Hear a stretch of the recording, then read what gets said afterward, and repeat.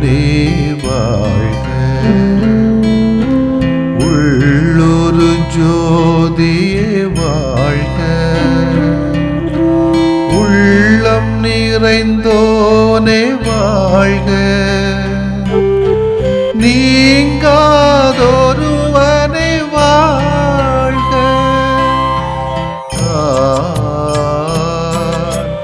ஒளி பொருந்திய அழியாத ஆன்மா.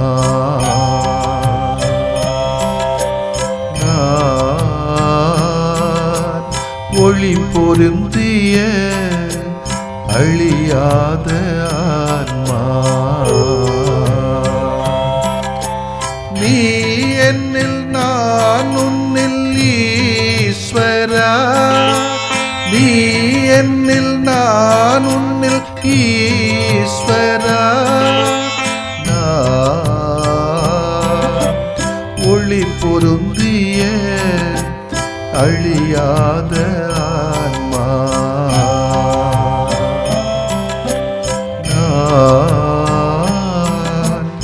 ஒளி பொருந்திய அழியாத ஆன்மா.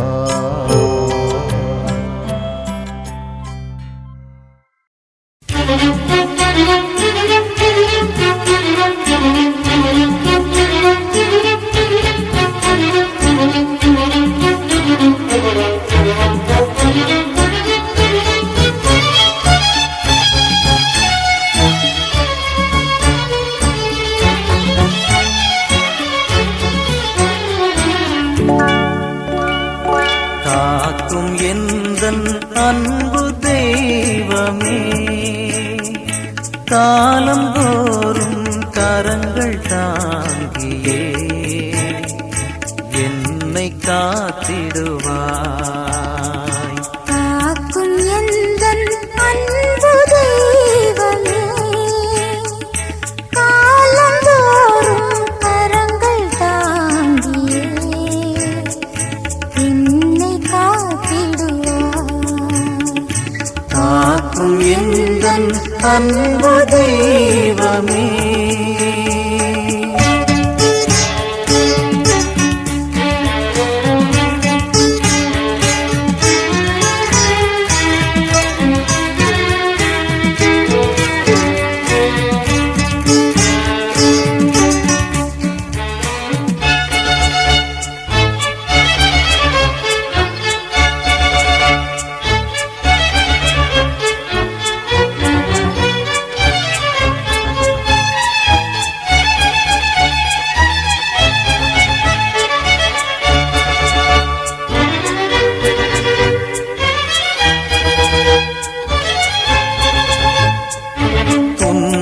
துயரம் என்ற போது துணையாய் வந்த தெய்வமே. துன்பத்துயரம் என்ற போது துணையாய் வந்த தெய்வமே. உள்ளம் நொறுங்கி உடையும் வேளை உன்னை தேடி ஓடி வந்தேன். கருணை தெய்வமே, கரங்கள் தாருமே. கருணை தெய்வமே,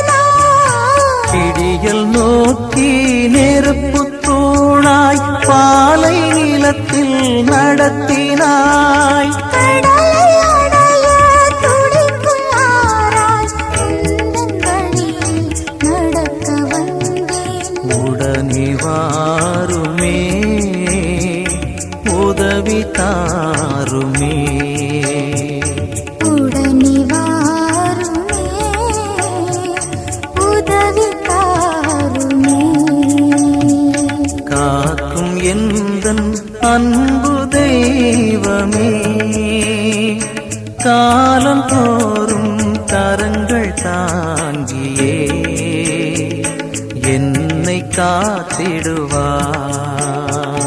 காக்கும் எந்தன் அன்பு தெய்வமே, காலந்தோறும் கரங்கள் தாங்கியே என்னை காத்திடுவாய். காக்கும் எந்தன் அன்பு தெய்வமே.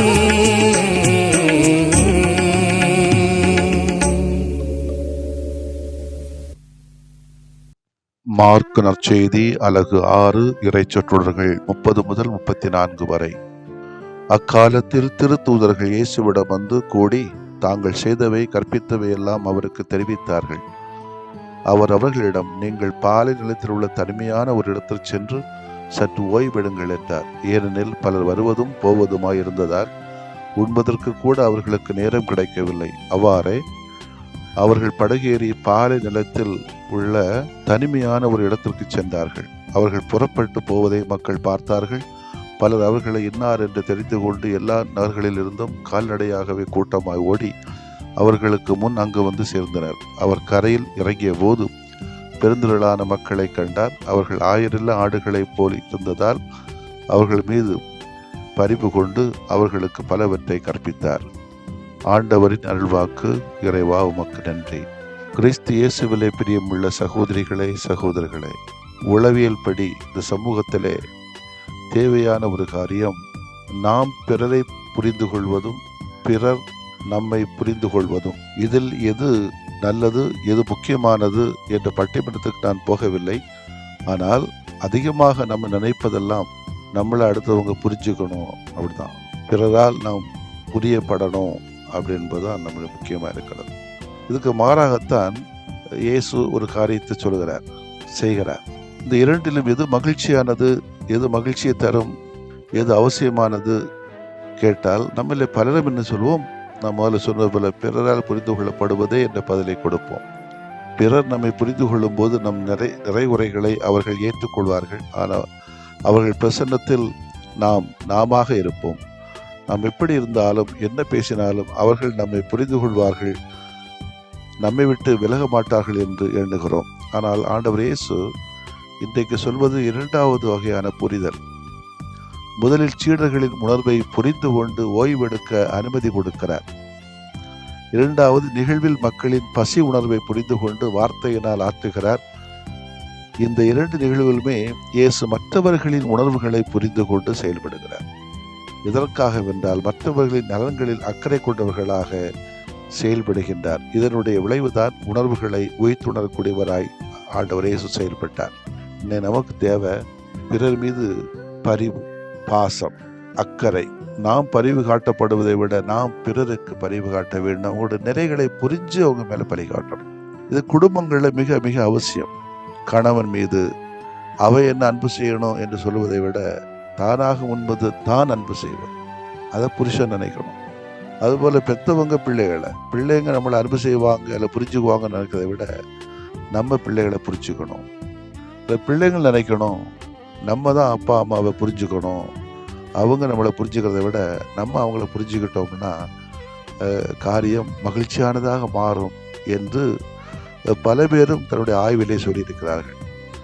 இதே போலத்தான் நம்முடைய சபைகளிலும் திருச்சபைகளிலும் சமூகங்களிலும் அரசியல் தளங்களிலும் பணி வாழ்க்கையிலும் தொழில்களிலும் நாம் பிறரை புரிந்து கொள்வதை விட பிறர் நம்மை புரிந்து கொள்ள வேண்டும் என்று நினைக்கிறோம். ஆனால் அதை விட நாம் பிறரை முதலில் புரிந்து கொண்டு அவர்களுக்கு என்ன இப்பொழுது தேவையோ அதை செய்யவும் செய்ய சொல்லவும் நான் ஒரு வாய்ப்பு கொடுத்தோம்னா மகிழ்ச்சி தானாகவே வரும் என்று நான் நினைக்கிறேன். அதைத்தான் ஆண்டவர் இயேசு கிறிஸ்து சீடர்களை குறித்தும் மக்களை குறித்தும் இயேசு தானாகவே வந்து அவர்களை புரிந்து கொள்கிறார். அவர்களுடைய தேவையை நினைத்து பார்க்கிறார். இந்த நேரத்தில் இவங்க இந்த பிள்ளைகளுக்கு இதுதான் தேவை என்பதை நினைத்து அவங்கள ஓய்வெடுக்க சொல்றாங்க, இவங்களுக்கு பசியாற்றுறாங்க. நம்முடைய மனதில் உள்ள பாரங்கள் அழுத்தங்கள் எல்லாம் இப்படி இருந்தால் குறைஞ்சு போயிடும். பார்த்துக்கலாம், ஒரு வகையான தேறுதல் ஆறுதல் நமக்கு மனங்களிலே கிடைக்கப்பெற முடியும். சில நேரங்களில் ஆபத்தும் விளைவும். காரணம் முழுமையான மனநிறைவு நமக்கு கிடைப்பதில்லை. ஆனால் ஆண்டவர் இயேசுவிடத்திலே நாம் வெற்றி தோல்விகளை அறிக்கையிடுகின்ற பொழுது ஆறுதலும் பாராட்டும் மொத்தத்தில் வாழ்க்கைக்கான மன நிறைவும் கிடைக்கும் என்பது உண்மை. இயேசுவோடு எப்படி ஒரு நாள் முழுவதும் நாம் தொடர்பு ஏற்படுத்தலாம், மன நிறைவை வழிவழியிலே பெறலாம் என்பதை நாம் பார்க்க வேண்டும். இன்றைய நற்செய்தி வாசகத்துடைய கடைசி வாக்கியத்தை பார்ப்போமே. 1000 ஆடுகளைப் போல இருந்ததா அவர்கள் மீது பரிவு கொண்டு அவர்களுக்கு பலவற்றை கற்பித்தார். சிறிது வியப்பை தருகிற செய்தி. மக்கள் மீது இரக்கம் கொண்ட இயேசு அவர்களுக்கு உணவு கொடுக்கவில்லை, நோய்களை குணப்படுத்தவில்லை, எந்த அறிகுறியும் செய்யவில்லை. மாறாக அவர்களுக்கு பலவற்றை கற்பித்தார். இன்றைக்கு நிறைய விழிப்பு நமக்கு தேவை இருக்கிறது. சோறை கொடுக்கறத விட சோறை எப்படி உருவாக்கலாம் அப்படின்னு வழியை காட்டினது தான் பெட்டர் இல்லையா? இயேசு இந்த செயல் நமது கண்களை திறக்க வேண்டும். பசியா இருக்கிறவனுக்கு மீனை கொடுப்பதை விட மீன் பிடிக்க கற்றுக்கூட என்றுதானே சீன பழமொழி சொன்னது. மக்கள் மீது பரிவு கொண்ட இயேசு அவர்களின் பசியை போக்காமல் நோக்காமல் அவர்களின் பசிக்கும் பிணிக்குமான காரணத்தை பற்றி எடுத்துரைக்கிறார். ஏழைகள் மீது பாசம் கொண்டா நமக்கு சந்தோஷப்படுவாங்க. ஏன் ஏழையாக இருக்கிறன்னு கேட்டால் நம்மளை கம்யூனிஸ்டுக்காரன்னு சொல்கிறான். இதுதான் இன்னைக்கு உள்ள அசிங்கமான ஒரு தன்மை. ஆன்மீக வெறுமையை நாம் பார்க்கிறோம். தந்தை இறைவனின் பேரன்பையும் அருள் காவலை பற்றி இயேசு பேசினார். அவர்களின் அகக்கண்களை திறந்தார். எம்மாவு நோக்கி சென்ற சீடர்களின் கண்களை திறந்தது போல 1000 ஆடுகள் போலிருந்த அடித்தட்டு மக்களின் வாழ்வு சிக்கலையும் அதை தீர்ப்பதற்கான வழிகளையும் எடுத்துரைத்தார். இதுதான் மிகச்சிறந்த அன்பு பணி, அறப்பணி. இதுதான் நமக்கு இப்பொழுது தேவையான ஒரு பணி. எளியோர் மீது பரிவு கொண்டு அவர்களுக்கு உதவி செய்வது நன்று. ஆனால் அதனினும் நன்று அவர்களை விழிப்படைய செய்வது, அவர்களுக்கு கல்வி கற்பித்து புதிய வாழ்வுக்கு வழிகாட்டுவது. அத்தகைய பரிவு செயல்களை செய்ய நாம் முன் வருவோம். ஆமென். மன்றாடுவோமாக. மக்கள் மீது பரிவு கொண்டு அவர்களுக்கு கற்பித்த ஆண்டவரை உம்மை போற்றுகிறோம். ஏழை எளிய ஒடுக்கப்பட்ட மக்கள் மீது பரிவு கொண்டு அவர்களுக்கு விழிப்புணர்வு வழங்கும் பணியை நாங்களும் துணிச்சலோடும் தெளிவோடும் செய்ய எங்களுக்கு தூய ஆவியின் ஆற்றலை தாரும் ஆண்டவரே. ஆமென். உங்களுக்கு கடுகளவு நம்பிக்கை இருந்தால் நீங்கள் இம்மலையை பார்த்து இங்கிருந்து பெயர்ந்து அங்கு போ என கூறினால் அது பெயர்ந்து போகும்.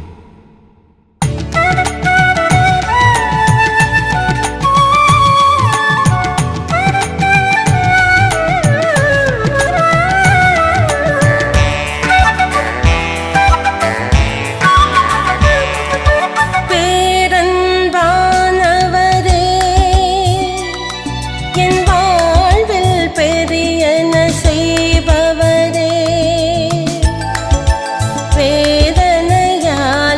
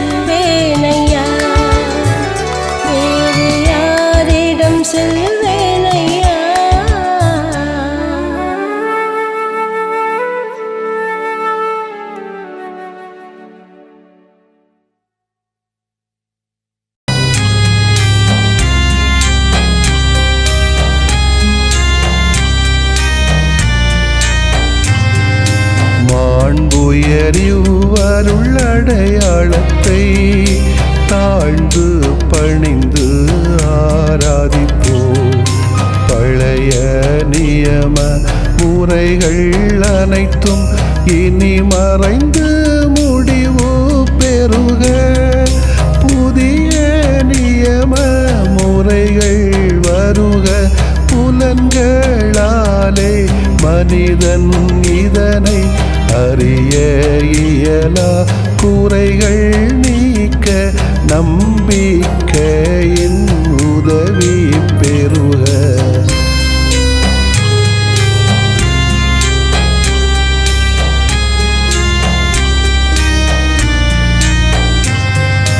தந்தை அவர்க்கும் மகன் அவர்க்கும் புகழ்ச்சியோடு வெற்றியாற்றும்.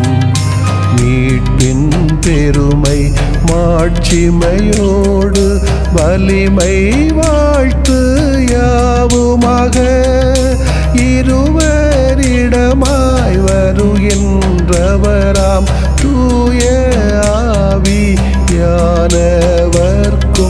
அளவில்லாத சமப்புகழ்ச்சி என்றுமே உண்டாகுக.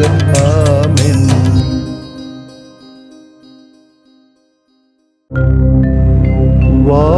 வானின்று அவர்களுக்கு அப்பமளித்தீரே. இனிமையெல்லாம் தன்னகத்தில் கொண்ட அப்பம் இதுவே. மன்றாடுவோமாக. இறைவா, இந்த வியப்புக்குரிய அருளடையாளத்திலே உம்முடைய பாடுகளின் நினைவை எங்களுக்கு விட்டு சென்றீ.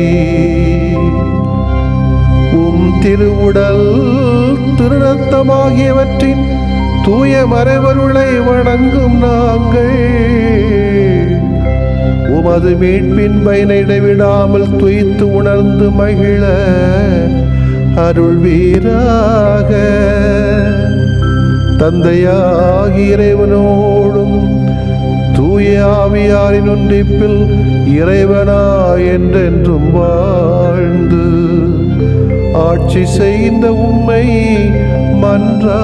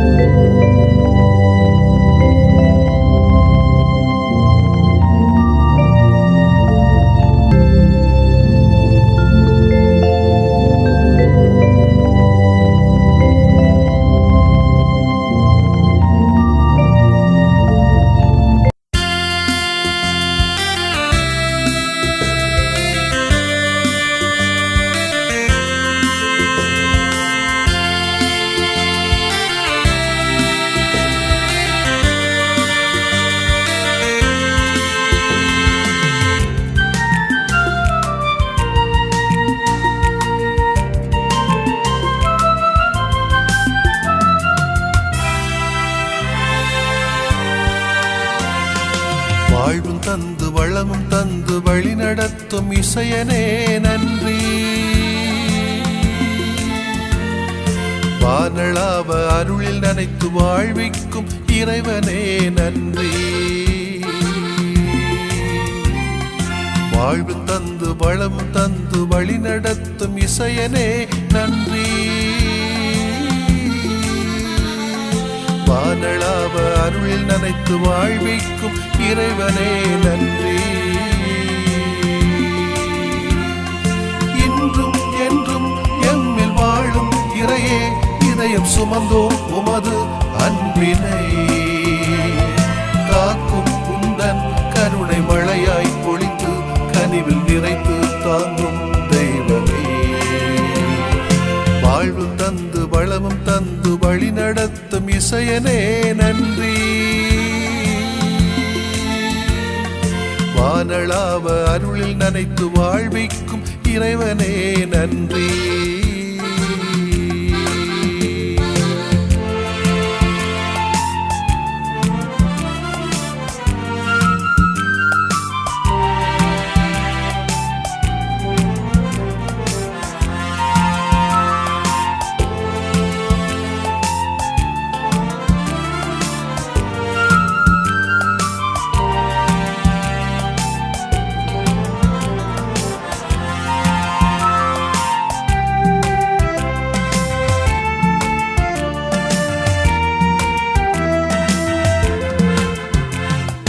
மலையை பனியால் அழகுறச் செய்கிறீர், கடலை மீனால் அணியும் செய்கிறீர். மலையை பனியால் அழகுறச் செய்கிறீர், கடலை மீனால் அணியும் செய்கிறீர். தோட்டத்தில் பூக்களை மலரச் செய்கிறீர், தோட்டத்தில் பூக்களை மலரச் செய்கிறீர். மகிழ்ந்து எமையை வாழச் செய்கிறீர், மனமும் நிறைந்து போற்றச் செய்கிறீர். இன்றும் என்றும் எம்மில் வாழும் இறையே, இதயம் சுமந்தோம் உமது அன்பினை. காக்கும் உந்தன் கருணை மழையாய் பொழிந்து கனிவில் நிறைத்து தாங்கும் தெய்வமே. வாழ்வும் தந்து வளமும் தந்து வழி நடத்தும் இசையனே நன்றி. வானளாவ அருகில் அனைத்து வாழ்விக்கும் இறைவனே நன்றி.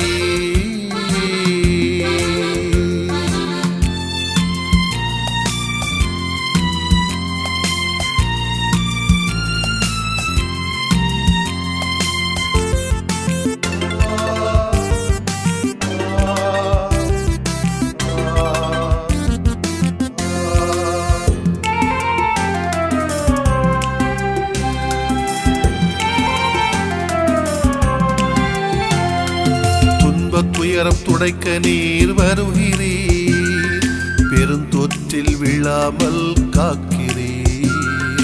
துன்ப துயரம் துடைக்க நீர் வருகிறீர், பெருந்தொற்றில் விழாமல் காக்கிறீர். உறவும் தந்து தன் தோழனாகிறீர், உறவும் தந்து தன் தோழனாகிறீர். புகழ்ந்து எழுந்து நன்றி சொல்கிறோம், இகமே இதை ஏற்று வாழ்கிறோம். இன்றும் என்றும் எம்மில் வாழும் இறையே, இதயம் சுமந்தோம் உமது அன்பினை. காக்கும் உந்தன் கருணை மழையாய் பொழிந்து கனிவில் நிறைத்து தாங்கும் தெய்வமே. வாழ்வும் தந்து வளமும் தந்து வழி நடத்தும் இசையனே நன்றி.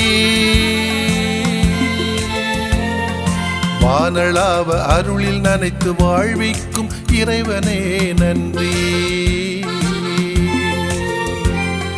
வாழ்வும் தந்து வளமும் தந்து வழி நடத்தும் இசையனே நன்றி. வானளாவ அருளில் நனைத்து வாழ்விக்கும் இறைவனே நன்றி.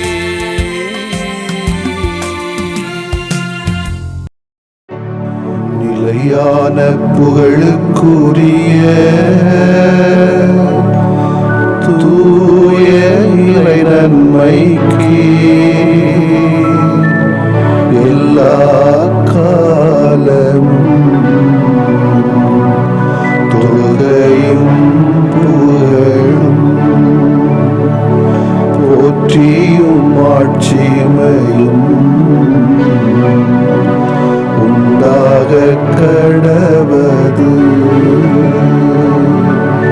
போற்றியும் ஆட்சிமையும் உண்டாக கடவது. தந்தை மகன் தூய ஆவியாரின் பெயராலே ஆமென்.